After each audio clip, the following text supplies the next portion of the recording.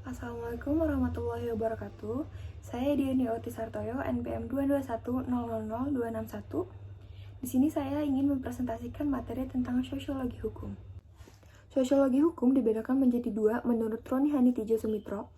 Ilmu hukum dapat dibedakan ke dalam dua cabang spesialis, yaitu Law in Book dan Law in Action. Law in Book sendiri disebutkan bagi studi atau kajian tentang hukum sebagaimana tercantum di dalam undang-undang dan di dalam peraturan perundang-undangan. Dengan kata lain, studi hukum sebagai norma atau kaidah. Hukum sebagai norma atau kaidah bersifat otonom, artinya bahwa hukum tersebut berdiri sendiri dan bebas dari segala pengaruh. Sedangkan law in action disebut bagi studi atau kajian tentang hukum sebagai gejala atau proses sosial. Hukum sebagai gejala atau proses sosial sifatnya heteronom. Artinya, hukum tersebut memiliki pengaruh dan hubungan timbal balik dengan gejala sosial lainnya, seperti ekonomi, politik, sosial, budaya, maupun agama. Hukum sebagai gejala sosial yang bersifat empiris dapat dipelajari sebagai independent variable maupun sebagai dependent variable. Hukum yang dipelajari sebagai dependent variable merupakan hasil dari berbagai kekuatan dalam proses sosial dan studi tersebut dikenal sebagai sosiologi hukum. Hukum dipelajari sebagai independent variable menimbulkan pengaruh dampak kepada berbagai aspek kehidupan sosial dan studi yang demikian dikenal sebagai studi hukum masyarakat.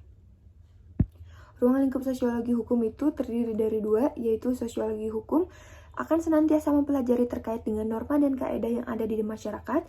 Yang kedua, sosiologi hukum mempelajari gejala sosial terkait yang ditinjau dari segi hukum. Objek sosiologi hukum. Yang pertama, hukum dengan kelompok sosial.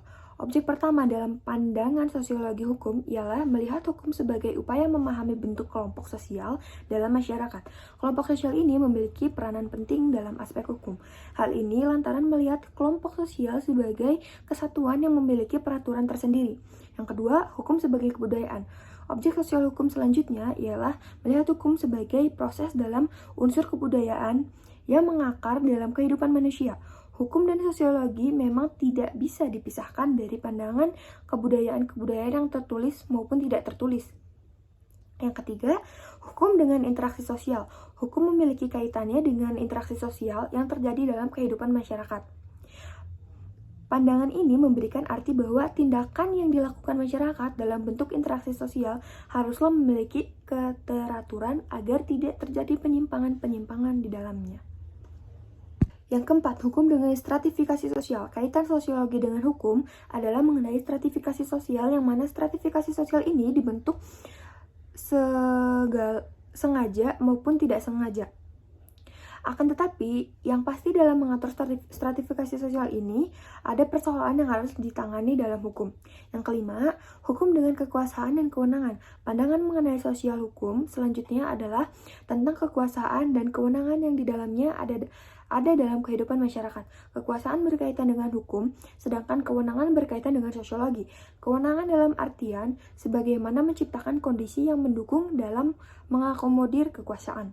Yang keenam, hukum dengan pandangan perubahan. Hukum sebagai proses perubahan sosial terjadi dalam masyarakat. Proses terjadinya teori perubahan sosial tidak akan terjadi keberhasilan bila mana tidak diatur dalam hukum. Oleh karenanya, ruang lingkup inilah menjadi aspek penting dalam sosiologi hukum. Karakteristik kajian sosiologi hukum. Sosiologi hukum berusaha untuk memberikan deskripsi terhadap praktik-praktik hukum. Apabila praktik-praktik itu berbeda ke dalam pembuatan undang-undang, penerapan dalam pengadilan, maka ia juga mempelajari bagaimana praktik yang terjadi pada masing-masing bidang kegiatan hukum itu. Sosiologi hukum bertujuan untuk menjelaskan mengapa suatu praktik-praktik hukum di dalam kehidupan sosial masyarakat itu terjadi, sebab-sebabnya, faktor-faktor apa yang berpengaruh, latar belakangnya, dan sebagainya. Hal itu memang asing kedengarannya bagi studi hukum normatif. Studi hukum normatif kajiannya bersifat perspektif, hanya berkisar pada apa hukumnya dan bagaimana penerapannya. Sosiologi hukum senantiasa menguji keabsahan empirik dari suatu peraturan atau pernyataan hukum sehingga mampu memprediksi suatu hukum yang sesuai atau tidak sesuai dengan masyarakat tertentu. Sosiologi hukum tidak melakukan penilaian-penilaian terhadap hukum. Tingkah laku yang menaati hukum dan yang tidak menaati hukum sama-sama merupakan objek pengamatan yang setara. Ia tidak menilai Yang satu lebih dari yang lain, perhatian yang utama hanyalah pada memberikan penjelasan terhadap objek yang dipelajarinya. Kedudukan sosiologi hukum dalam lapisan ilmu hukum. Sosiologi hukum di dalam ilmu hukum merupakan salah satu alat bantu dalam berhukum. Sosiologi hukum meneliti hukum sebagai kenyataan, meneliti mengapa manusia dapat menaati hukum dan mengapa ada pula yang gagal untuk menaatinya. Hukum bukan sekedar ilmu kaidah, tetapi juga ilmu tentang kenyataan, dan hukum itu tersendiri bukan semata-mata yang ada di atas kertas, tetapi lebih ke persoalan kenyataan apakah berjalan atau tidak hukum yang ada di atas kertas itu. Kontribusi kajian sosiologi hukum dalam pengembangan teori. Melengkapi pemahaman tentang hukum, sosiologi hukum membantu melengkapi pemahaman tentang hukum dengan mempertimbangkan faktor-faktor sosial, budaya, dan politik yang mempengaruhi pembentukan, implementasi, dan penegakan hukum. Hal ini memperkaya teori-teori hukum yang perspektif yang lebih holistik, membantu menguji, memvalidasi teori hukum. Melalui studi empiris tentang bagaimana hukum diterapkan dalam masyarakat, sosiologi hukum dapat membantu menguji validasi teori-teori hukum yang ada, sehingga teori-teori tersebut dapat diperbaiki dan dipertimbangkan dan dikembangkan lebih lanjut. Mendorong pembaharuan hukum. Sosiologi hukum seringkali menyoroti ketidakadilan atau ketidakcocokan antara hukum yang ada dengan realitas sosial hukum. Hal ini dapat mendorong adanya pembaharuan hukum yang lebih sesuai dengan kebutuhan dan nilai-nilai masyarakat. Mengenal teori-teori yang dikembangkan oleh perintis sosiologi hukum.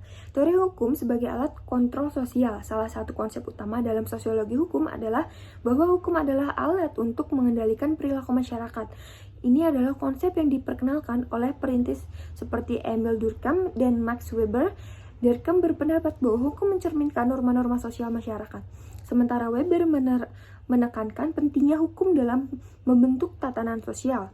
Yang kedua, teori hukum sebagai integrasi sosial. Perintis sosial hukum juga mengembangkan teori tentang bagaimana hukum berperan dalam mengintegrasikan masyarakat. Talcott Paron, seorang sosiolog Amerika, mengemukakan bahwa hukum adalah salah satu mekanisme integrasi sosial yang penting. Sekian presentasi dari saya. Bila ada kekurangan atau kekeliruan, saya mohon dimaafkan. Terima kasih. Wassalamualaikum warahmatullahi wabarakatuh.